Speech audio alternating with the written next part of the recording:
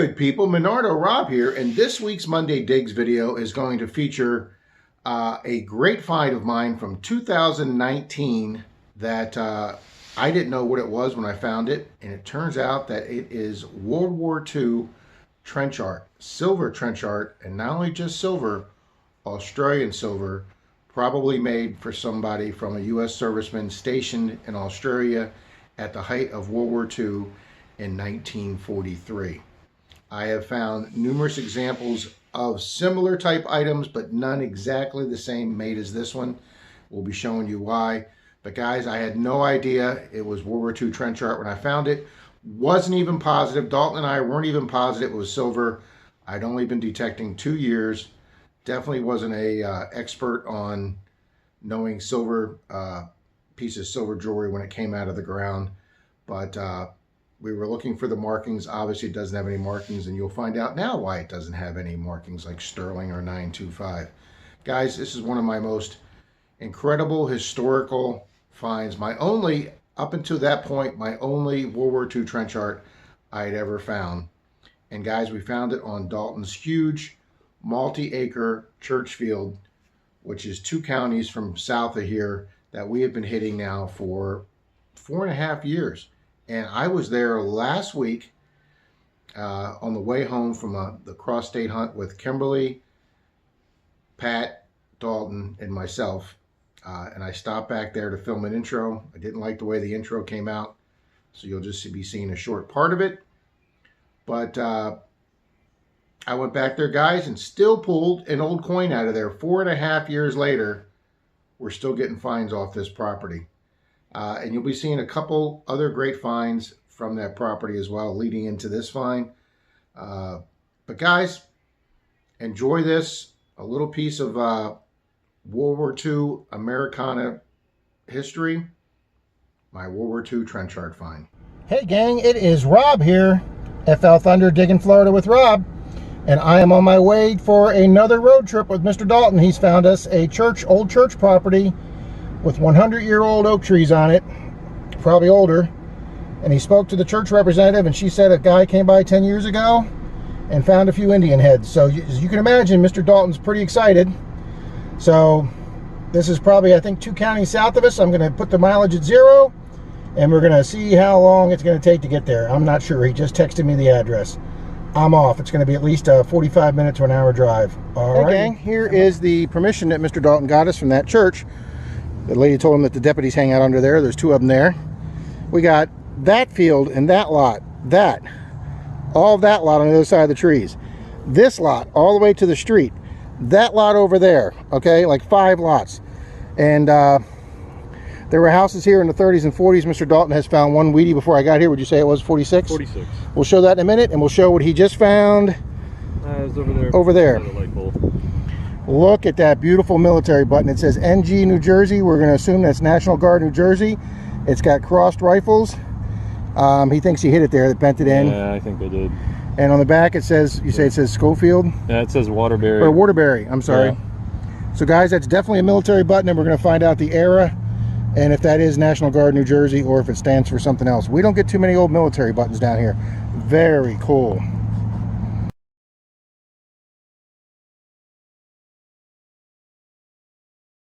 Car. Okay gang, I'm in my own little world over here. I was working my way to the car to get something to drink, and Mr. Dalton said something to my back, which I didn't hear, and he said, I'm going to call a barber, it sounds so good. And gang, he thinks he's got one. Could be seated. Or it could be our very first seated. Oh, I went about 10 feet over. See where my... There's one right there. Yep, but I didn't come over here. Where is it?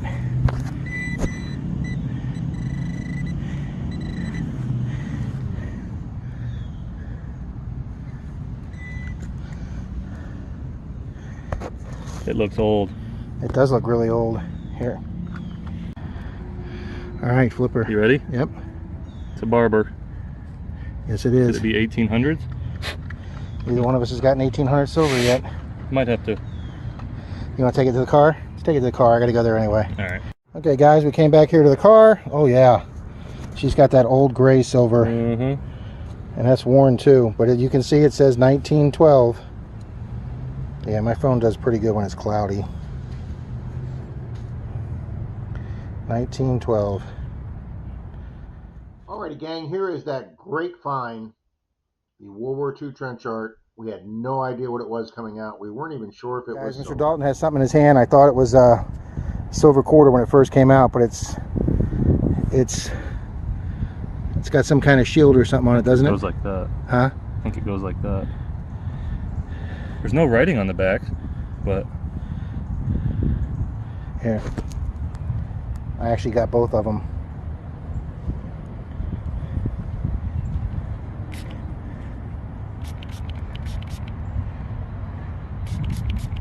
it's shining up nice.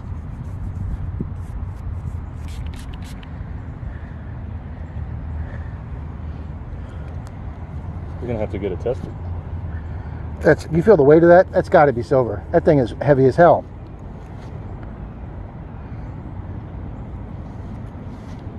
Yeah, there was a chain bit there that broke off. That's cool. Yeah, that's a coat of arms.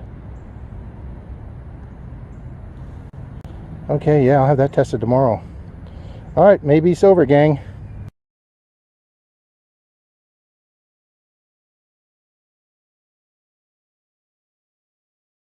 Well, gang, if Mr. Dalton thought he chopped his little button, he didn't do anything. I rechecked the hole. And Mr. Dalton's got 3 or 4 more pieces of whatever this thing was. I say was because... Wait, there it is, right there. Oh. And there's another. What is that? Nothing.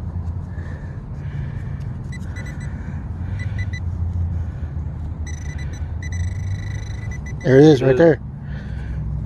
Oh, there's the... Oh yeah, Mr. Rob really beat the crap out of this. I don't know. Maybe that's why they lost it, because it was in 6 pieces. Let me see your water bottle.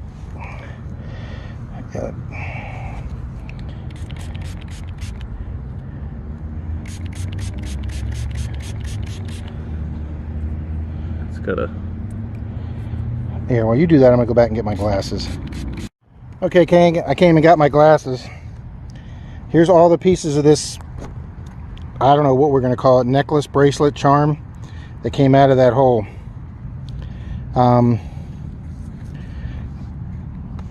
getting eaten up by mosquitoes here.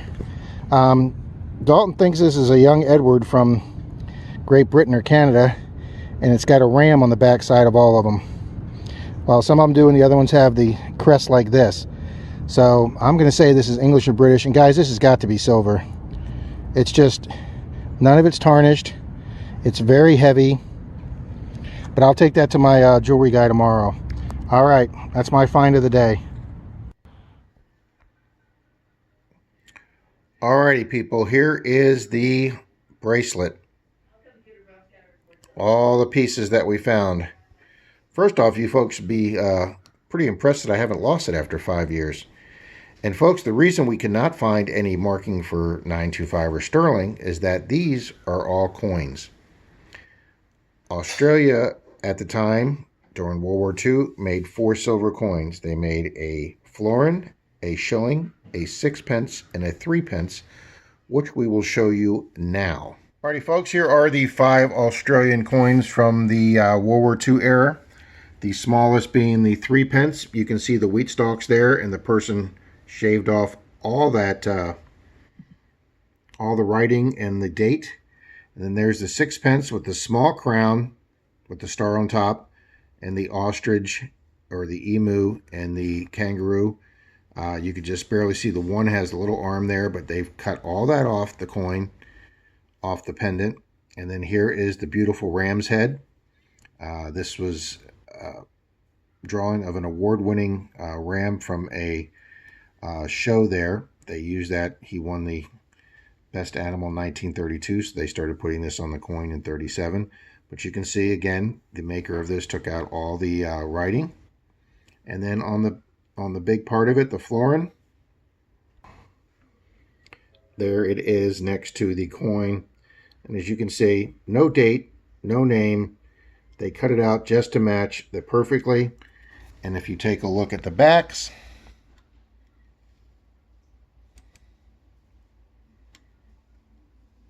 it would have been the king on the big coin, but they completely made that flat at all. So they took the back of this coin and completely took off the reverse side and just left the British crown. King Edward the Sixth, who ascended to the throne on December 10th, 1936, when his brother Edward abdicated to marry an American divorcee. He took the Australian ram as his coat of arms for Australia as Emperor and King of Australia and India. That's him there. That's Edward. He is on the back of the bigger coins, and on the back of the small coin is the wheat stalks. I didn't know any of this, gang, until Jim from MD Melbourne helped me out significantly. Thank you so much, Jim. And that was how we were able to start our research.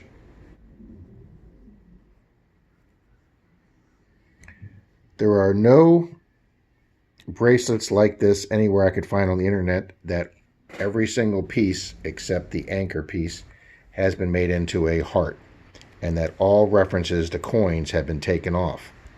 On the ones here with the crown, everything on both sides of them have been taken off.